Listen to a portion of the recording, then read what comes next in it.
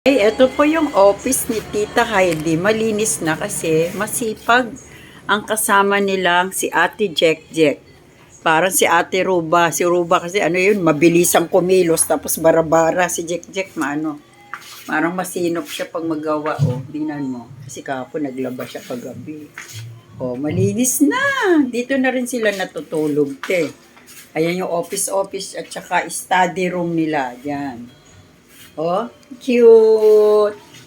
Ayan na po. Si Agent Fernandez. Manonood kami ng Lavender. Netflix. Ayan o. Ala, ang galing ng pagkagawa ni Ate Heidi, te. Nakatipid siya. Kahoy lang, te. Di ba, de? Ano lang to, de? Mura lang. Ano to, daddy? Dikit? Maraming nabili sa atin. Oo, maraming nabibili niyan. Yung parang dutong. Tapos ninano niyang ganyan. Ang galing, no? Alam mo, may talent sila, daddy. Parang mga architect, eh. Pati kay Uncle Danso. Yung paano ba makatipid. Pero, ang galing, no?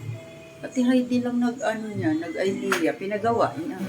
Tapos yung kahoy. Practical ba? Yan ang mga gusto kong tao. Yung mga practical. Wow!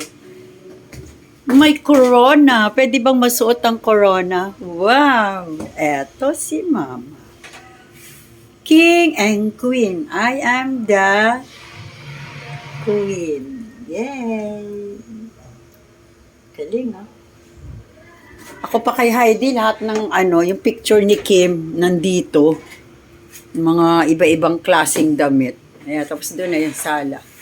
Dito sana tayo mag-Christmas party, no? Dati dito. Doon na lang daw sa Dito daw, dito mag-Christmas party. Ayun, dyan. Dyan na lang aayusin.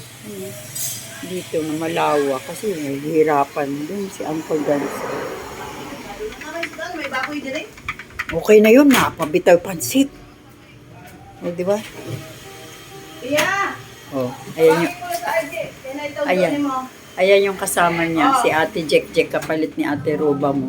Masipag at ang sarap magluto. Anong ging nanday? Masarap magluto. Lahat ng niluto niya. May baboy dire. Super linis Ano naman ang talaga. baboy sa sabon, adobohon.